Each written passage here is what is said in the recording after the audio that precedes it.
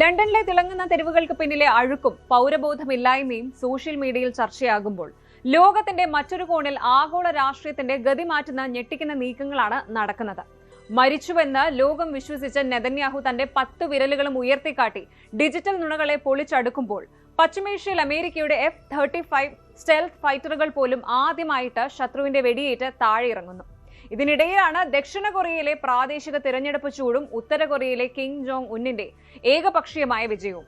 21 ദിവസമായി തുടരുന്ന ഇറാൻ യുദ്ധവും ചരിത്രവും സാങ്കേതിക വിദ്യയും പരസ്പരം പോരടിക്കുന്ന ഓരോ സംഭവങ്ങളും നമുക്ക് നോക്കാം. വെൽക്കം ടു ലോക.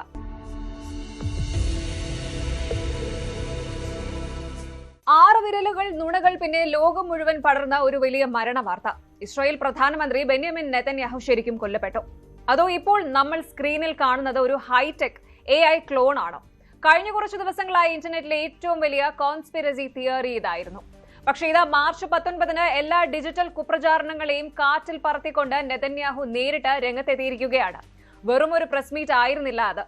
കയ്യിലൊരു കാപ്പി കപ്പുമായി വന്ന തന്റെ 10 വിരലുകളും ലോകത്തിന് കാട്ടിക്കൊടുത്ത ഒരു പക്ക മാസ്റ്റർ സ്ട്രോക്ക്. ഇതിനിടയിൽ ഇറാന്റെ ആണവ കേന്ദ്രങ്ങൾ തകർത്ത ഓപ്പറേഷൻ റോറിംഗ് ലയൺ വിജയിച്ചുവെന്ന ഞെട്ടിക്കുന്ന പ്രഖ്യാപനവുമുണ്ട്.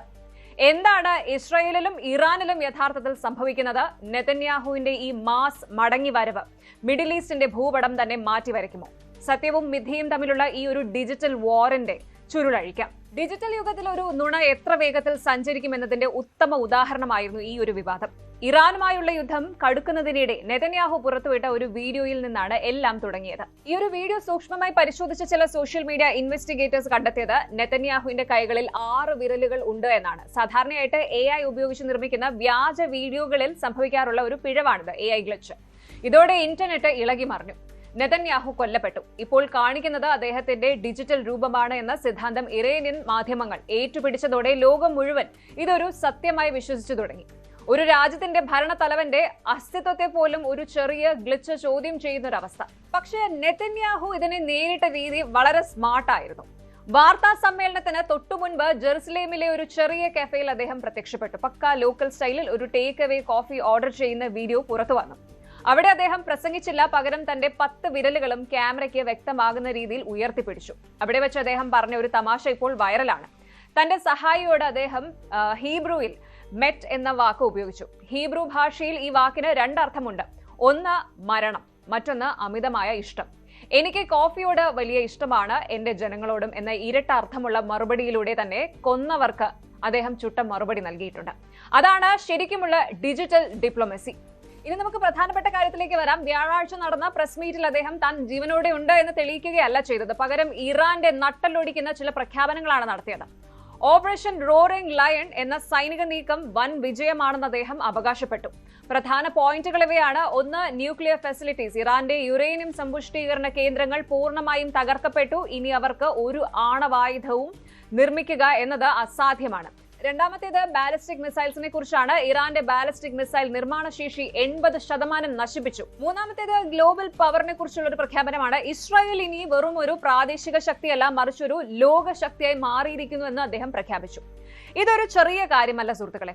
ഇറാൻ ചരിത്രത്തിലെ ഏറ്റവും ദുർബലമായ അവസ്ഥയിലാണ് എന്ന് നെതന്യാഹു അവകാശപ്പെടുന്നത്. ഇസ്രായേലിന്റെ സൈനിക മേധാവിത്വം ലോകത്തിന് മുന്നിൽ ഉറപ്പിക്കുകയായിരുന്നു ഈ ഒരു പ്രസംഗത്തിന്റെ ലക്ഷ്യം. ഇനി നമ്മൾ ഇവിടെ ആലോചിക്കേണ്ട ഒരു പ്രധാന കാര്യമുണ്ട്. ഇത് കേവലം മിസൈലുകൾ കൊണ്ടുള്ള ഒരു യുദ്ധമല്ല, ഇതൊരു ഇൻഫർമേഷൻ വാർഫെയർ കൂടിയാണ്. ഒരു ശത്രു രാജ്യത്തിന്റെ ലീഡർ മരിച്ചു എന്ന് പ്രചരിപ്പിക്കുന്നത് വഴി ആ രാജ്യത്തെ ജനങ്ങളുടെയും സൈന്യത്തിന്റെയും മനോവീര്യം തകർക്കാൻ സാധിക്കുമെന്ന് ഇറാൻ കരുതിയിട്ടുണ്ടാകാം. പക്ഷേ അതേ സാങ്കേതിക വിദ്യ ഉപയോഗിച്ച് തന്നെ ആ നുണകളെ പൊളിച്ചടുക്കാൻ ഇസ്രായേലിനും സാധിച്ചു. സത്യവും മിഥ്യയും തമ്മിലുള്ള ആ അതിർവരമ്പ് AI മായ്ച്ചു കളയുകയാണ്. ഒരു വിരലിന്റെ എണ്ണമോ അല്ലെങ്കിൽ ഒരു ചെറിയ നിഴലോ മതി ഒരു രാജ്യത്തിന്റെ ഭാവി തന്നെ മാറ്റിമറിക്കാൻ. അതുകൊണ്ട് തന്നെ നമ്മൾ സോഷ്യൽ മീഡിയയിൽ കാണുന്നതെല്ലാം കണ്ണടച്ചു വിശ്വസിക്കരുത്. US-ന്റെ ശക്തമായ പിന്തുണയോടെ ഇസ്രായേൽ നടത്തുന്ന ഈ നീക്കങ്ങൾ മിഡിൽ ഈസ്റ്റിന്റെ ഭൂപടം തന്നെ മാറ്റിവരയ്ക്കാൻ പോവുകയാണ്. ഇറാൻ ദുർബലമാകുന്നതോടെ ഹിസ്ബുള്ളയും ഹമാസും ഉൾപ്പെടെയുള്ള ഗ്രൂപ്പുകളുടെ നിലനിൽപ്പും ഭീഷണിയിലാകും.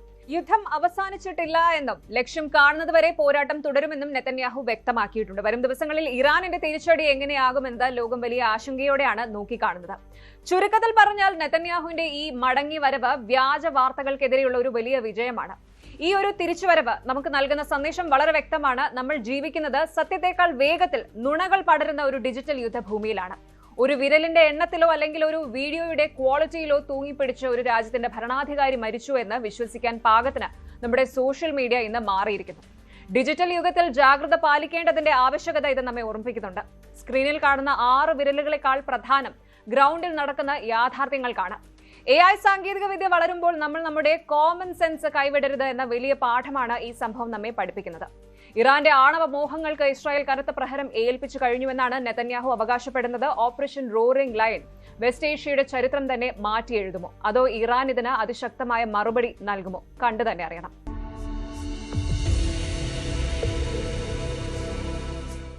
പശ്ചിമേഷ്യയിലെ ഈ യുദ്ധം ഇപ്പോൾ 21ാം ദിവസത്തിലേക്ക് കടന്നിരിക്കുകയാണ്. തുടർച്ചയായ 3 ആഴ്ചയായി നിർത്താതെയുള്ള പോരാട്ടമാണ് അവിടെ നടക്കുന്നത്.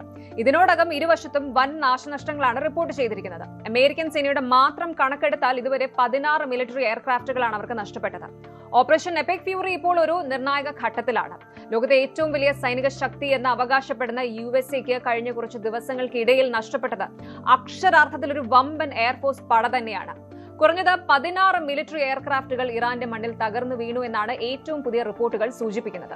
അത് വെറും വിമാനങ്ങളല്ല, കോടിക്കണക്കിന് ഡോളർ വിലമതിക്കുന്ന F-35 സ്റ്റെൽത്ത് ഫൈറ്ററുകൾ വരെ അതിലുണ്ട്. ഇതുകൂടാതെ അമേരിക്കയുടെ ഏറ്റവും വലിയ സൈനിക രഹസ്യം ഇപ്പോൾ ഇറാന്റെ കൈകളിൽ എത്തിയിട്ടുണ്ട്. അബദ്ധത്തിൽ തകർന്ന വിമാനങ്ങളും അപ്രതീക്ഷിതമായി ഇറാന്റെ മണ്ണിൽ ലാൻഡ് ചെയ്ത F-35 സ്റ്റെൽത്ത് ഫൈറ്ററും യുദ്ധകളത്തിൽ അമേരിക്കയ്ക്ക് കാലിടറുന്നുണ്ടോ? എന്താണ് ഈ റിപ്പോർട്ടിലെ സത്യാവസ്ഥ? ഏതൊക്കെ വിമാനങ്ങളാണ് ഇറാൻ വീഴ്ത്തിയത്? എന്താണ് ഇറാന്റെ മണ്ണിൽ സംഭവിക്കുന്നത്? നോക്കാം വിശദമായിട്ട്. അമേരിക്കയുടെ ഈ 16 വിമാനങ്ങൾ എങ്ങനെയാണ് തകർക്കപ്പെട്ടത് എന്നതിലാണ് ഏറ്റവും ഞെട്ടിക്കുന്ന വിവരങ്ങൾ ഒളിഞ്ഞിരിക്കുന്നത്. ഇത് കേവലം ശത്രുപക്ഷത്തിന്റെ ആക്രമണം മാത്രമല്ല, മറിച്ച് വലിയ പാളിച്ചകൾ കൂടി ഇതിന്റെ പിന്നിലുണ്ട്. ഏറ്റവും ദൗർഭാഗ്യകരമായ കാര്യം ഇതിൽ 3 F-15 ഫൈറ്റർ വിമാനങ്ങൾ തകർക്കപ്പെട്ടത് ഒരു ഫ്രണ്ട്ലി ഫയർ വഴിയാണ് എന്നതാണ്. അതായത് അമേരിക്കയുടെ സഖ്യകക്ഷിയായ കുവൈത്ത് അബദ്ധത്തിൽ തൊടുത്തുവിട്ട മിസൈലുകളാണ് ഈ 3 വിമാനങ്ങളെയും ആകാശത്ത് വെച്ച് വീഴ്ത്തിയത്. ഐഡന്റിഫിക്കേഷൻ എറർ, അതായത് തിരിച്ചറിയുന്നതിൽ ഉണ്ടായ പിശകോ അല്ലെങ്കിൽ കമ്മ്യൂണിക്കേഷൻ ഗ്യാപ്പോ ആണ് ഈ വലിയ ട്രാജഡിക്ക് കാരണമായത്. സ്വന്തം ടീമിൽ നിന്ന് തന്നെ ഇങ്ങനെ ഒരു പണി കിട്ടിയത് അമേരിക്കൻ സൈന്യത്തിന് വലിയൊരു നാണക്കേടായി മാറിയിരിക്കുകയാണ്. അതുകൊണ്ടും തീർന്നില്ല, ഇറാഖിന് മുകളിൽ റീഫ്യൂവലിംഗ്, ഇന്ധനം നിറയ്ക്കുന്നതിനിടയിൽ ഉണ്ടായ മറ്റൊരു വൻ അപകടത്തിൽ ഒരു KC-135 ടാങ്കർ വിമാനം പൂർണ്ണമായും തകർന്നു. ആകാശത്ത് വെച്ച് യുദ്ധവിമാനങ്ങൾക്ക് ഇന്ധനം നൽകുന്ന ഈ വലിയ വിമാനം അപകടത്തിൽപ്പെട്ടപ്പോൾ അതിലുണ്ടായിരുന്ന 6 ക്രൂ മെമ്പേഴ്സും തൽക്ഷണം കൊല്ലപ്പെട്ടു. യുദ്ധഭൂമിയിലെ പ്രതികൂല സാഹചര്യങ്ങളും സാങ്കേതിക തകരാറുകളുമാണ് ഈ അപകടത്തിലേക്ക് നയിച്ചതെന്നാണ് റിപ്പോർട്ടുകൾ പറയുന്നത്. ഈ വാർത്തയിലെ ഏറ്റവും ഞെട്ടിക്കുന്ന ട്വിസ്റ്റ് ഇനിയാണ്. ഇറാന്റെ വ്യോമാതിർത്തിക്കുള്ളിൽ അമേരിക്കയുടെ അഭിമാനമായ ഒരു F-35 lightning 2 stealth fighter jet emergency landing ചെയ്യേണ്ടി വന്നു. അതും ശത്രുരാജ്യമായ ഇറാന്റെ മണ്ണിൽ തന്നെ. കോടിക്കണക്കിന് ഡോളർ വിലമതിക്കുന്ന ലോകത്തിലെ ഏറ്റവും ആധുനികമായ സാങ്കേതിക വിദ്യയുള്ള ഈ വിമാനം തകരാതെ തന്നെ ഇറാന്റെ കൈവശം എത്തിയോ എന്ന ആശങ്കയിലാണ് ഇപ്പോൾ പെന്റഗൺ. റിപ്പോർട്ടുകൾ പ്രകാരം വിമാനത്തിന് സംഭവിച്ച പെട്ടെന്നുള്ള മെക്കാനിക്കൽ ഫെയിലിയർ ആണ് പൈലറ്റിനെ ഈ സാഹസത്തിന് പ്രേരിപ്പിച്ചത്. മറ്റൊരു വഴിയുമില്ലാതെ ഇറാന്റെ നിയന്ത്രണത്തിലുള്ള ഒരു പ്രദേശത്ത് വിമാനം ലാൻഡ് ചെയ്യുകയായിരുന്നു. പൈലറ്റിനെ ഇറാൻ സൈന്യം കസ്റ്റഡിയിൽ എടുത്തതായിട്ടാണ് സൂചനകൾ. എന്താണ് ഇതിലെ പ്രത്യേകത എന്ന് ചോദിച്ചാൽ, ഇറാന്റെ വെടിയേറ്റാണ് ഈ വിമാനത്തിന് കേടുപാടുകൾ സംഭവിച്ചത് എന്നാണ് പ്രാഥമിക റിപ്പോർട്ടുകൾ സൂചിപ്പിക്കുന്നത്. ഇതൊരു സാധാരണ സംഭവമല്ല. കാരണം 2018 ആദ്യമായിട്ട് കോമ്പാക്ട് ഓപ്പറേഷനിൽ ഇറങ്ങിയത് മുതൽ ഇന്ന് വരെ ഒരു ശത്രുരാജ്യത്തിന്റെയും വെടിയേറ്റ് ഒരു F-35നും കേടുപാടുകൾ സംഭവിച്ചതായി ചരിത്രമില്ല. ആ ഒരു റെക്കോർഡാണ് ഇപ്പോൾ ഇറാൻ തകർത്തിരിക്കുന്നത്. ലോകത്തെ ഏറ്റവും അഡ്വാൻസ്ഡ് ആയ സ്റ്റെൽത്ത് സാങ്കേതിക വിദ്യയുള്ള വിമാനത്തെ പോലും ഇറാൻ ലക്ഷ്യം വെച്ചു എന്നത് അമേരിക്കൻ പ്രതിരോധ കേന്ദ്രങ്ങളെ അക്ഷരാർത്ഥത്തിൽ ഞെട്ടിച്ചിരിക്കുകയാണ്. ഇനി ഈ ഒരു സംഭവത്തിലെ അപകടം എന്താണ് എന്ന് വെച്ചാൽ, F-35ലെ സ്റ്റെൽത്ത് ടെക്നോളജിയും അതിലെ അതീവ രഹസ്യമായ സോഫ്റ്റ്വെയറുകളും ഇറാന്റെയും അവരുടെ സഖ്യകക്ഷികളായ റഷ്യയുടെയും ചൈനയുടെയും കൈകളിൽ എത്താൻ ഈ ഒരു സംഭവം മതിയാകും. ഇത് അമേരിക്കയുടെ സൈനിക രഹസ്യങ്ങൾ പരസ്യമാക്കുന്നതിന് തുല്യമാണ്. ഈ യുദ്ധത്തിൽ അമേരിക്ക ഉപയോഗിച്ച ഏറ്റവും അഡ്വാൻസ്ഡ് ആയ വിമാനങ്ങൾ പോലും ഇറാന്റെ പ്രതിരോധത്തിന് മുന്നിൽ പതറുകയാണ്. ഈ ലിസ്റ്റ് ഒന്ന് പരിശോധിച്ചാൽ ആർക്കും അത്ഭുതം തോന്നും. ഒന്ന് F-35 ലൈറ്റ്നിംഗ് 2 തന്നെയാണ് ഈ യുദ്ധത്തിലെ ഏറ്റവും വലിയ നഷ്ടം. റഡാറുകളുടെ കണ്ണുവെട്ടിക്കാൻ കഴിവുള്ള ഈ സ്റ്റെൽത്ത് വിമാനങ്ങളിൽ 2 എണ്ണമെങ്കിലും ഇറാന്റെ മിസൈലുകൾ വീഴ്ത്തിയതായാണ് വിവരം. രണ്ടാമത്തേത് F-15E strike eagle multi role ഫൈറ്ററായ ഇതിന്റെ 4 വിമാനങ്ങൾ തകർക്കപ്പെട്ടു. മൂന്നാമത്തേത് A-10 തണ്ടർബോൾട്ട്. ടാങ്കുകളെ തകർക്കാൻ മിടുക്കനായ ഈ ക്രൂരൻ വിമാനത്തിന് ഇറാന്റെ വ്യോമാതിർത്തിയിൽ അടിതെറ്റി. നാലാമത്തേത് AH-64 അപ്പാച്ചെ ഹെലികോപ്റ്റേഴ്സ്. കരസേനയ്ക്ക് ബാക്കപ്പ് നൽകുന്ന 5 അപ്പാച്ചെ ഹെലികോപ്റ്ററുകളാണ് വെടിവെച്ചിട്ടത്. അഞ്ചാമതായി MQ-9 റീപ്പർ ഡ്രോൺസ്. ആളില്ലാ വിമാനങ്ങളായ 3 റീപ്പർ ഡ്രോണുകളും ഇതിൽ ഉൾപ്പെടുന്നുണ്ട്. അമേരിക്കയുടെ ഈ വമ്പൻ വിമാനങ്ങളെ വീഴ്ത്താൻ ഇറാൻ ഉപയോഗിച്ച ആയുധങ്ങൾ ഏതൊക്കെയാണെന്നത് ലോകത്തെ ഞെട്ടിച്ചിരിക്കുകയാണ്. റിപ്പോർട്ടുകൾ പ്രകാരം ഇറാന്റെ സ്വന്തം ബാവ 373, ഖോൾദാദ് 15 എന്നീ ലോങ് റേഞ്ച് മിസൈൽ ഡിഫൻസ് സിസ്റ്റങ്ങളാണ് പ്രധാന വില്ലന്മാർ. ഇതുകൂടാതെ റഷ്യൻ നിർമ്മിത S-400 സിസ്റ്റങ്ങളും ഇറാൻ ഉപയോഗിക്കുന്നുണ്ട്. ഇതുകൂടാതെ സൂയിസൈഡ് ഡ്രോൺസ് അഥവാ ചാവേർ ഡ്രോണുകൾ ഉപയോഗിച്ച് അമേരിക്കൻ വിമാനത്താവളങ്ങളെ നേരിട്ട് ആക്രമിക്കുന്ന തന്ത്രവും ഇറാൻ പയറ്റുന്നുണ്ട്. ഇത് അമേരിക്കൻ പൈലറ്റുമാരുടെ ആത്മവിശ്വാസം വലിയ രീതിയിൽ തകർത്തിരിക്കുകയാണ്. യുദ്ധഭൂമിയിൽ അമേരിക്കയ്ക്ക് ഓരോ നിമിഷവും കോടികളുടെ നഷ്ടമാണ് ഉണ്ടാകുന്നത്. 2026 ഈ യുദ്ധം വെറും ഒരു സൈനിക നീക്കമല്ല, മറിച്ച് ആഗോള സാമ്പത്തിക വ്യവസ്ഥയെ തന്നെ തകിടം മറിക്കുന്ന ഒന്നായി മാറിയിരിക്കുകയാണ്. ആലോചിച്ച് നോക്കൂ, ഒരു വശത്ത് കുവൈറ്റിന്റെ മിസൈലേറ്റ് സ്വന്തം വിമാനങ്ങൾ തകരുന്നു, മറുവശത്ത് ഇന്ധനം നിറയ്ക്കുന്നതിനിടെ ടാങ്കർ തകർന്ന് 6 പേർ മരിക്കുന്നു. ഇപ്പോഴിതാ അമേരിക്കയുടെ ഏറ്റവും വലിയ രഹസ്യമായ F-35 ഇറാന്റെ മുറ്റത്ത് ചെന്ന് ഇറങ്ങിയിരിക്കുന്നു. ഓപ്പറേഷൻ എപ്പിക് ഫ്യൂറി അമേരിക്കയെ സംബന്ധിച്ചിടത്തോളം ഒരു പേടി സ്വപ്നമായി മാറുകയാണ്. ചുരുക്കത്തിൽ ശത്രുക്കളുടെ ആക്രമണത്തെക്കാൾ ഉപരിയായി സ്വന്തം പാളിച്ചകളും സഖ്യകക്ഷികളുടെ അബദ്ധങ്ങളും അമേരിക്കയെ വലിയ പ്രതിസന്ധിയിലാക്കിയിരിക്കുകയാണ്. ഈ വിമാനങ്ങളും അതോടൊപ്പം വിലപ്പെട്ട ജീവനുകളും നഷ്ടപ്പെട്ട ഈ സാഹചര്യം ഓപ്പറേഷൻ എപ്പിക് ഫ്യൂറിയുടെ ഗതി തന്നെ മാറ്റിയേക്കാം.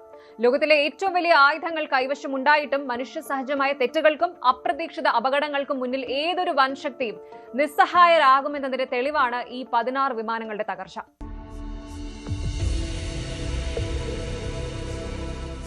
ലോകമെന്ന് ഉറ്റുനോക്കുന്നത് വൈറ്റ് ഹൌസിലെ ആ ഒരു മീറ്റിംഗിലേക്കാണ്. അമേരിക്കൻ പ്രസിഡന്റ് ഡൊണാൾഡ് ട്രംപും ജപ്പാന്റെ ആദ്യ വനിതാ പ്രധാനമന്ത്രി സനെ തെക്കേച്ചിയും തമ്മിലുള്ള കൂടിക്കാഴ്ച. സംഗതി വളരെ സീരിയസ് ആയ ഡിപ്ലോമാറ്റിക് ചർച്ചകളാണ് നടക്കേണ്ടിയിരുന്നത്. പക്ഷേ ട്രംപ് സ്റ്റൈലിലുള്ള ഒരു കുസൃതി ചോദ്യം ഇപ്പോൾ സോഷ്യൽ മീഡിയയിൽ തീ പടർത്തുകയാണ്. സംഭവം മറ്റൊന്നുമല്ല, 1941 ആ പഴയ പേൾ ഹാർബർ അറ്റാക്കാണ് ട്രംപ് വീണ്ടും കുത്തിപ്പൊക്കിയത്. അതും ജപ്പാൻ പ്രധാനമന്ത്രിയുടെ മുഖത്ത് നോക്കി. എന്താണ് അവിടെ യഥാർത്ഥത്തിൽ സംഭവിച്ചത്?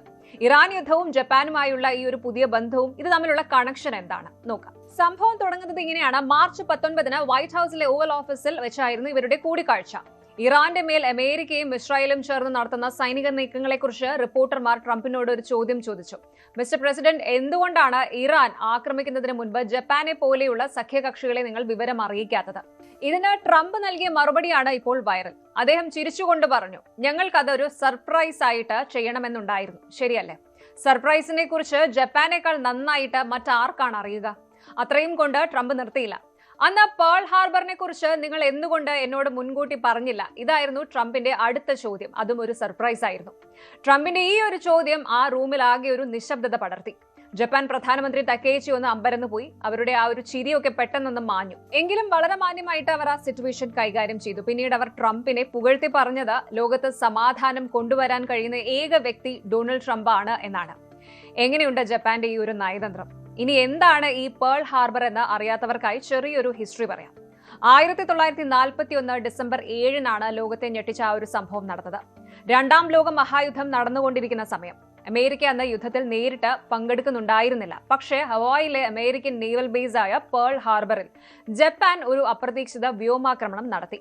വെറും 2 മണിക്കൂർ കൊണ്ട് 2400ഓളം അമേരിക്കൻ സൈനികരാണ് കൊല്ലപ്പെട്ടത്.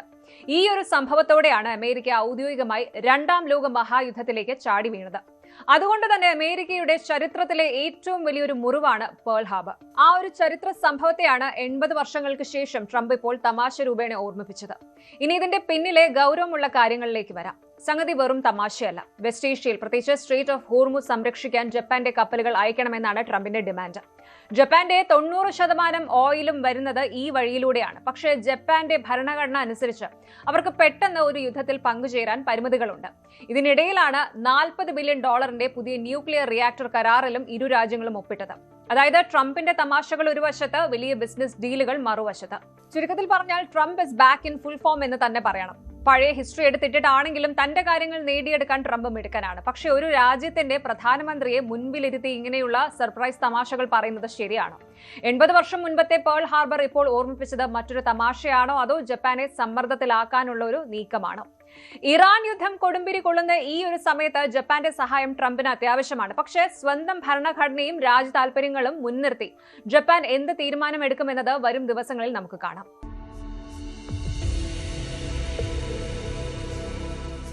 ലോകത്തിന്റെ ഏത് കോണിലുള്ളവരുടെയും ബക്കറ്റ് ലിസ്റ്റിലെ ഒന്നാമത്തെ നഗരം ഏത് എന്ന് ചോദിച്ചാൽ ഭൂരിഭാഗം പേരും പറയുന്ന പേര് ലണ്ടൻ എന്നായിരിക്കും. സിനിമകളിലും സാഹിത്യത്തിലും നമ്മൾ കണ്ട ആ ഒരു ലണ്ടൻ, അതായത് ക്ലീനായ തെരുവുകളും യൂണിഫോം ധരിച്ച ചിട്ടയുള്ള മനുഷ്യരും ആധുനികമായ ട്രെയിനുകളും, ആ ചിത്രം ഇന്ന് പതുക്കെ മങ്ങുകയാണോ?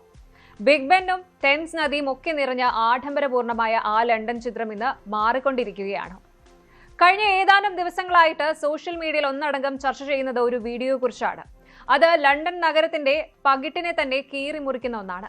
പ്രശസ്ത ഇൻസ്റ്റഗ്രാം വ്ലോഗർ മേർമ പങ്കുവച്ച ആ ദൃശ്യങ്ങൾ വെറുമൊരു യാത്രാ വിവരണമല്ല, മറിച്ച് വികസിതമെന്ന് നമ്മൾ കണ്ണടച്ച് വിശ്വസിക്കുന്ന ലണ്ടന്റെ ശുചിത്വമില്ലായ്മയും അതുപോലെ സാമൂഹിക അധപതനത്തെയും കുറിച്ചുള്ള ഒരു ഷോക്കിംഗ് എക്സ്പോഷർ ആയിരുന്നു. നമ്മൾ സ്വപ്നം കാണുന്ന ആഡംബര ലണ്ടന്റെ മറുവശത്ത് എന്താണ് യഥാർത്ഥത്തിൽ സംഭവിക്കുന്നത്?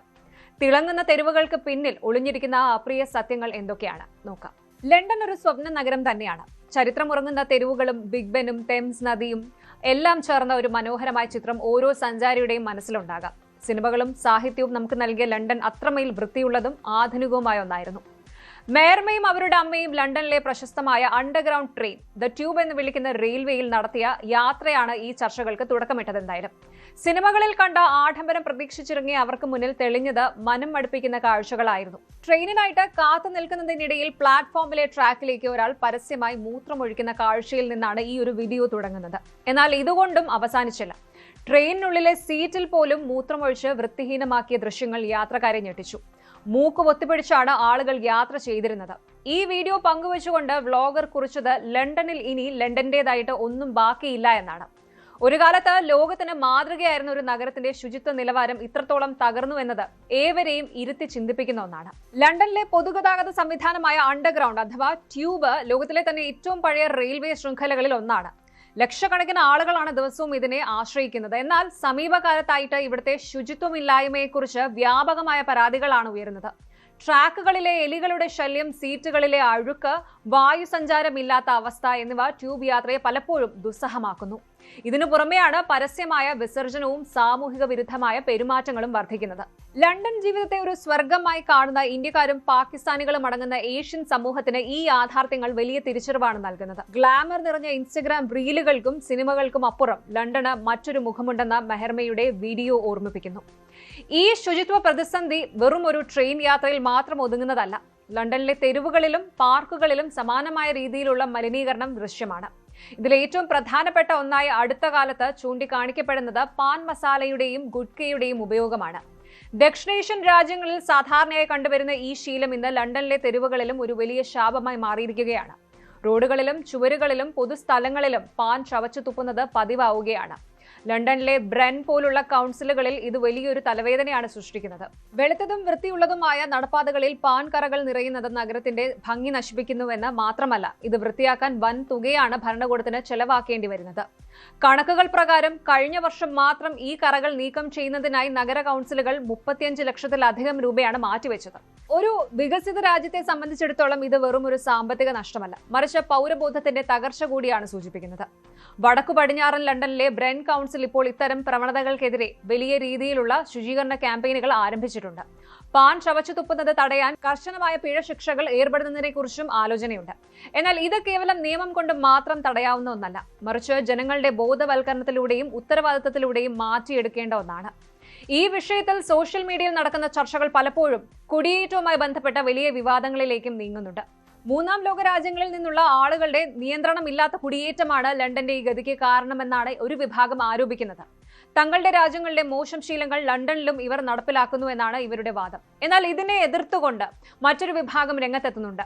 ലണ്ടനിലെത്തുന്ന ഭൂരിഭാഗം ഇന്ത്യൻ കുടിയേറ്റക്കാരും വിദ്യാസമ്പന്നരും ഉയർന്ന ജോലി ചെയ്യുന്നവരുമാണ് എന്നും അവർ ഇത്തരം മോശം പ്രവൃത്തികളിൽ ഏർപ്പെടാറില്ല എന്നും ഇവർ വാദിക്കുന്നു. ഏതെങ്കിലും ഒരു വിഭാഗത്തെ മാത്രം കുറ്റപ്പെടുത്തുന്നതിന് പകരം നഗരത്തിലെ വർദ്ധിച്ചുവരുന്ന ജനസംഖ്യയും പൊതു സൗകര്യങ്ങളുടെ അഭാവവും ഇതിന് കാരണമായി ചൂണ്ടിക്കാണിക്കപ്പെടുന്നുണ്ട്. ലണ്ടൻ നഗരം നേരിടുന്ന ഈ ഒരു പ്രതിസന്ധി നഗരവൽക്കരണത്തിന്റെ ഒരു ഇരുണ്ട വശമാണ് തുറന്നു കാട്ടുന്നത്. ജനസംഖ്യ വർദ്ധിക്കുന്നതും പൊതു ടോയ്ലറ്റുകളുടെ എണ്ണം കുറയുന്നതും ചെയ്യുന്നത് ഇത്തരം ശുചിത്വമില്ലാത്ത പ്രവർത്തനങ്ങൾക്ക് വഴിതെളിക്കുന്നുണ്ടാകാം. എങ്കിലും പൗരബോധമില്ലാത്ത പെരുമാറ്റം ന്യായീകരിക്കാനാവില്ല. ലണ്ടൻ ഇന്ന് കേവലം ഇംഗ്ലീഷുകാരുടെ മാത്രം നഗരമല്ല, അത് ലോകത്തിന്റെ ഒരു പരിച്ഛേദമാണ്. അവിടെയുള്ള ഓരോ വ്യക്തിക്കും ആ ഒരു നഗരത്തിന്റെ ശുചിത്വം കാത്തുസൂക്ഷിക്കാൻ ഉത്തരവാദിത്തമുണ്ട്. ലണ്ടനിലേക്ക് താമസം മാറാൻ ആഗ്രഹിക്കുന്നവർ അവിടുത്തെ ജോലി സാധ്യതകളും ജീവിത നിലവാരവും മാത്രം നോക്കിയാൽ പോരാ, മറിച്ച് ഇത്തരം പ്രായോഗികമായ വെല്ലുവിളികൾ കൂടി നേരിടാൻ തയ്യാറായിരിക്കണമെന്നാണ് ഈ ചർച്ചകൾ നൽകുന്ന സന്ദേശം. യാഥാർത്ഥ്യ ബോധത്തോടെ കാര്യങ്ങളെ സമീപിച്ചാൽ മാത്രമേ നമുക്കൊരു നഗരത്തെ ശരിയായ രീതിയിൽ മനസ്സിലാക്കാൻ സാധിക്കൂ. ലണ്ടൻ ഇന്നും ലോകത്തിലെ പ്രധാനപ്പെട്ട സാമ്പത്തിക സാംസ്കാരിക കേന്ദ്രങ്ങളിൽ ഒന്നാണ്. എന്നാൽ തിളക്കമുള്ള ആ നഗരത്തിന്റെ ഇടവഴികളിലും ട്രെയിൻ ട്രാക്കുകളിലും അടിഞ്ഞുകൂടുന്ന അഴുക്ക് ആഗോള നഗരങ്ങൾ നേരിടുന്ന വലിയൊരു തകർച്ചയുടെ അടയാളമാണ്.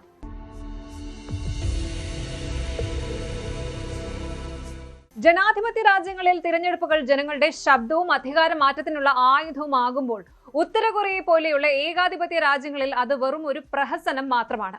ലോകത്തിലെ ഏറ്റവും വലിയ ഏകാധിപത്യ രാജ്യങ്ങളിൽ ഒന്നായ ഉത്തര കൊറിയയിൽ വീണ്ടും ഒരു തിരഞ്ഞെടുപ്പ് മാമാങ്കം കഴിഞ്ഞിരിക്കുന്നു. മാർച്ച് 15 നടന്ന സുപ്രീം പീപ്പിൾസ് അസംബ്ലി തെരഞ്ഞെടുപ്പിൽ കിം ജോങ് ഉന്നിന്റെ നേതൃത്വത്തിലുള്ള വർക്കേഴ്സ് പാർട്ടി ഓഫ് കൊറിയയും അതിന്റെ സഖ്യകക്ഷികളും മുഴുവൻ സീറ്റുകളിലും വിജയം വരിച്ചുവെന്ന വാർത്ത ആരെയും അത്ഭുതപ്പെടുത്തുന്നില്ല. കാരണം കഴിഞ്ഞ 7 പതിറ്റാണ്ടിലേറെയായിട്ട് കൊറിയൻ ഉപദ്വീപിലെ ഈ വടക്കൻ രാജ്യത്ത് ഇതിൽ കവിഞ്ഞൊന്നും സംഭവിച്ചിട്ടില്ല. പക്ഷേ ഔദ്യോഗികമായി പുറത്തു വന്ന കണക്കുകളിലെ ചില കൗതുകങ്ങളാണ് ഇപ്പോൾ അന്താരാഷ്ട്ര തലത്തിൽ ചർച്ചയാകുന്നത്. 99.93% വോട്ടർമാരും ഭരണകക്ഷിക്ക് അനുകൂലമായി വോട്ട് രേഖപ്പെടുത്തിയെന്ന് ഉത്തര കൊറിയൻ ഔദ്യോഗിക മാധ്യമങ്ങൾ അവകാശപ്പെടുമ്പോൾ ബാക്കിയുള്ള ആ 0.07% പേർക്ക് എന്ത് സംഭവിച്ചു എന്ന ചോദ്യം ഉത്തര കൊറിയയുടെ ഇരുമ്പറകൾക്കുള്ളിലെ ഭരണകൂട ഭീകരതയുടെ യഥാർത്ഥ ചിത്രം വരച്ചു കാട്ടുന്നതാണ്. ദക്ഷിണ കൊറിയൻ വാർത്താ ഏജൻസിയായ യോൺഹാപ്പ് ഉത്തര കൊറിയൻ സംസ്ഥാന മാധ്യമങ്ങളെ ഉദ്ധരിച്ച് പുറത്തുവിട്ട റിപ്പോർട്ടുകൾ പ്രകാരം വോട്ടെടുപ്പിൽ നിന്ന് വിട്ടുനിന്നത് വെറും 0.0003% പേർ മാത്രമാണ്. കൂടാതെ വിദേശത്തോ കടലിലോ ആയതിനാൽ വോട്ട് ചെയ്യാൻ കഴിയാതിരുന്നവർ 0.0037% വരുമെന്നും അവർ അവകാശപ്പെടുന്നു. ഒറ്റനോട്ടത്തിൽ ഈ കണക്കുകൾ ഒരു സമ്പൂർണ്ണ ജനാധിപത്യ പ്രക്രിയയുടെ ലക്ഷണമായി തോന്നാമെങ്കിലും ഇതിന് പിന്നിലെ യാഥാർത്ഥ്യം ഭയാനകമാണ്. ഉത്തര കൊറിയയിൽ വോട്ട് ചെയ്യുക എന്നത് ഒരു പൗരന്റെ അവകാശമല്ല, മറിച്ച് നിർബന്ധിതമായ കടമയാണ്. തിരഞ്ഞെടുപ്പ് ദിവസം വോട്ട് രേഖപ്പെടുത്താതിരിക്കുന്നത് രാജ്യദ്രോഹമായി കണക്കാക്കപ്പെടുന്നു. അതുകൊണ്ട് തന്നെ ഈ ഒരു 99.93% എന്നത് ജനങ്ങളുടെ പിന്തുണയല്ല, മറിച്ച് ഭരണകൂടത്തോടുള്ള അവരുടെ ഭയമാണ് കാണിക്കുന്നത്. 100% വോട്ടിംഗ് രേഖപ്പെടുത്തിയാൽ അത് ലോകത്തിന് മുന്നിൽ വലിയൊരു നുണയായി തോന്നാതിരിക്കാൻ വേണ്ടി ഭരണകൂടം തന്നെ കൃത്യമായി സൃഷ്ടിക്കുന്ന കണക്കുകളാണ് ഈ കാണാതായ ചെറിയ ശതമാനം വോട്ടുകൾ എന്ന് അന്താരാഷ്ട്ര രാഷ്ട്രീയ നിരീക്ഷകർ വിലയിരുത്തുന്നു. ഉത്തര കൊറിയയിലെ ബാലറ്റ് പെട്ടികൾക്ക് മുന്നിൽ നടക്കുന്ന നാടകം ലോകത്ത് ഒരിടത്തും കാണാൻ കഴിയാത്ത ഒന്നാണ്. ഒരു മണ്ഡലത്തിൽ ഭരണകക്ഷിയുടെ ഒരു സ്ഥാനാർത്ഥി മാത്രമേ മത്സരിക്കാനുണ്ടാകൂ. വോട്ടർമാർക്ക് മുന്നിലുള്ള ഒരേ ഒരു തിരഞ്ഞെടുപ്പ് ഈ സ്ഥാനാർത്ഥിയെ അനുകൂലിക്കുക എന്നത് മാത്രമാണ്. എതിർത്ത് വോട്ട് ചെയ്യണമെങ്കിൽ അതീവ സുരക്ഷാ ഉദ്യോഗസ്ഥരുടെ മുന്നിൽ വെച്ച് പേര് വെട്ടിക്കളയുകയോ അല്ലെങ്കിൽ പ്രത്യേകമായി വെച്ചിട്ടുള്ള മറ്റൊരു പെട്ടിയിൽ വോട്ട് നിക്ഷേപിക്കുകയോ ചെയ്യണം. ഇനി ഇങ്ങനെ ചെയ്യുന്ന ഒരാളുടെ ജീവനോ അല്ലെങ്കിൽ സ്വാതന്ത്ര്യത്തിനോ പിന്നീട് ഉറപ്പില്ല എന്നതുകൊണ്ട് തന്നെ ആരും അതിന് മുതിരാറുമില്ല. തെരഞ്ഞെടുപ്പ് പ്രക്രിയ ഒരു ദേശീയ സെൻസസ് ആയിട്ടാണ് ഭരണകൂടം ഉപയോഗിക്കുന്നത്. അനധികൃതമായി രാജ്യം വിട്ടുപോയവരെയും ഭരണകൂട വിരുദ്ധരെയും കണ്ടെത്താനുള്ള ഒരു തന്ത്രം കൂടിയാണിത്. വോട്ടർ ലിസ്റ്റിലുള്ള ഒരാൾ വോട്ട് ചെയ്യാൻ എത്തിയില്ല എങ്കിൽ അയാളെ ഒരു രാജ്യദ്രോഹിയായി കണക്കാക്കുകയും അയാളുടെ കുടുംബം മുഴുവൻ പീഡനങ്ങൾക്ക് ഇരയാവുകയും ചെയ്യും. ഈ ഭയമാണ് 99.93% പോളിംഗ് എന്ന അത്ഭുത കണക്കിന് പിന്നിലെ രഹസ്യം. എന്തായാലും ഈ തെരഞ്ഞെടുപ്പ് വിജയത്തിന് പിന്നാലെ തന്നെ പ്യോങ്യാങ്ങിൽ പുതിയ അസംബ്ലിയുടെ ഉദ്ഘാടന സമ്മേളനം വിളിച്ചു ചേർക്കാനുള്ള ഒരുക്കങ്ങൾ തകൃതിയായി നടക്കുകയാണ്. കഴിഞ്ഞ മാസം നടന്ന വർക്കേഴ്സ് പാർട്ടിയുടെ 9ാമത് കോൺഗ്രസിന് പിന്നാലെയാണ് ഈ നിയമസഭാ സമ്മേളനം നടക്കുന്നത്. ഈ സമ്മേളനത്തിന് ഒരു വലിയ ചരിത്ര പ്രാധാന്യമുണ്ട്. കാരണം രാജ്യത്തിന്റെ ഭരണഘടനയിൽ സുപ്രധാനമായ ഭേദഗതികൾ വരുത്താൻ ഈ സമ്മേളനം സാക്ഷ്യം വഹിക്കും. Korean central news agency report ചെയ്യുന്നത് അനുസരിച്ച് ഡെമോക്രാറ്റിക് പീപ്പിൾസ് റിപ്പബ്ലിക് ഓഫ് കൊറിയയുടെ സ്റ്റേറ്റ് അഫയേഴ്സ് പ്രസിഡന്റ് സ്ഥാനത്തേക്ക് കിം ജോങ് ഉന്നിനെ വീണ്ടും തിരഞ്ഞെടുക്കുന്നത് ഈ സമ്മേളനത്തിലായിരിക്കും. ഇതോടെ രാജ്യത്തിന്റെ സമ്പൂർണ്ണ അധികാരവും സൈനിക നിയന്ത്രണവും ഒന്നുകൂടി അരക്കിട്ടുറപ്പിക്കാൻ കിമ്മിന് സാധിക്കും.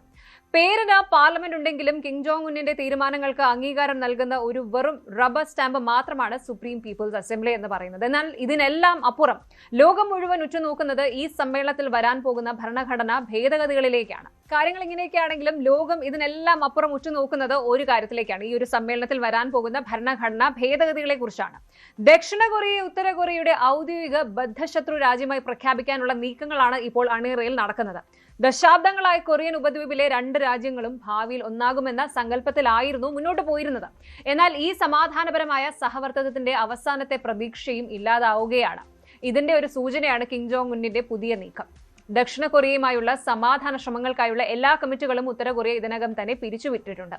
ദക്ഷിണ കൊറിയയെ ശത്രുരാജ്യമായി ഭരണഘടനയിൽ തന്നെ രേഖപ്പെടുത്തിയിരിക്കുന്നതിലൂടെ തങ്ങളുടെ ആണവായുധ പദ്ധതികൾക്കും സൈനിക വിന്യാസങ്ങൾക്കും നിയമപരമായ ഒരു ന്യായീകരണം കണ്ടെത്താനാണ് ഉത്തര കൊറിയ ശ്രമിക്കുന്നത്. ഇത് വരും കാലങ്ങളിൽ കൊറിയൻ ഉപദ്വീപിലെ സംഘർഷങ്ങൾ കൂടുതൽ രൂക്ഷമാക്കാനും ആഗോളതലത്തിൽ തന്നെ വലിയ പ്രതിസന്ധികൾ സൃഷ്ടിക്കാനും കാരണമാകും. ചുരുക്കത്തിൽ ഉത്തര കൊറിയയിൽ ഇപ്പോൾ നടന്നിരിക്കുന്ന തിരഞ്ഞെടുപ്പ് എന്ന് പറയുന്നത് കേവലം ഒരു അധികാര തുടർച്ചയുടെ കഥ മാത്രമല്ല പറയുന്നത്. ഇതൊരു ജനതയുടെ നിസ്സഹായതയുടെയും ഒരു ഭരണാധികാരിയുടെ അടങ്ങാത്ത അധികാര കൊതിയുടെയും നേർക്കാഴ്ചയാണ്. തനിക്കെതിരെ ശബ്ദിക്കാൻ ഒരാൾ പോലും ഇല്ല എന്ന് ഉറപ്പുവരുത്താൻ കിം ജോങ് ഉൻ നടത്തുന്ന ഈ രാഷ്ട്രീയ നാടകങ്ങൾ ജനാധിപത്യം എന്ന വാക്കിനെ തന്നെ പരിഹസിക്കുന്നതാണ്. ദക്ഷിണ കൊറിയയെ ഔദ്യോഗിക ശത്രുവായി പ്രഖ്യാപിക്കുന്നതിലൂടെ പുതിയൊരു യുദ്ധഭീതിയിലേക്കാണ് ഉത്തര കൊറിയ ലോകത്തെ തള്ളിവിടുന്നത്. പുറത്തുനിന്നുള്ള ഉപരോധങ്ങളോ ആഗോളതലത്തിലുള്ള വിമർശനങ്ങളോ ഒന്നും തന്നെ കിം ജോങ് ഉന്നിന്റെ ഉരുക്കുമുഷ്ടി ഭരണത്തെ തെല്ലും ബാധിക്കുന്നില്ല എന്നതാണ് വാസ്തവം. ലോകം എന്ന വലിയ വെല്ലുവിളികളിലൂടെയാണ് കടന്നു പോകുന്നത് എന്നത് സത്യമാണ്. അത് ലണ്ടനിലെ തെരുവുകളിലെ പൗരബോധമില്ലായ്മയാകട്ടെ, അല്ലെങ്കിൽ പശ്ചിമേഷ്യയിലെ പുകയുന്ന യുദ്ധക്കനലുകളാകട്ടെ. എന്നാൽ ഈ വാർത്തകൾക്കിടയിലും പ്രതീക്ഷ നൽകുന്ന ഒരു കാര്യമുണ്ട്. അത് നമ്മൾ പുലർത്തുന്ന ജാഗ്രതയാണ്. ഡിജിറ്റൽ നുണകളെ തിരിച്ചറിയാൻ നാം പഠിക്കുന്നു. പോരായ്മകൾ തുറന്നു പറയാൻ ബ്ലോഗർമാർ ധൈര്യം കാണിക്കുന്നു. പ്രതിസന്ധികളെ അതിജീവിക്കാൻ ഭരണകൂടങ്ങൾ പുതിയ വഴികൾ തേടുന്നു. ഇരുട്ടിന് പിന്നാലെ വെളിച്ചം വരുന്നത് പോലെ ഈ സംഘർഷങ്ങൾക്കും അശുചിത്വങ്ങൾക്കും അപ്പുറം കുറച്ചുകൂടി ഉത്തരവാദിത്തമുള്ള സമാധാനപരമായ ഒരു നാളെ നമുക്ക് കെട്ടിപ്പടുക്കാൻ സാധിക്കും. ഓരോ തിരിച്ചറിവും മാറ്റത്തിലേക്കുള്ള ആദ്യ ചുവടുവയ്പ്പാണ്. ആ മാറ്റത്തിന്റെ ഭാഗമാകാൻ നമുക്കും ശ്രമിക്കാം. Good night.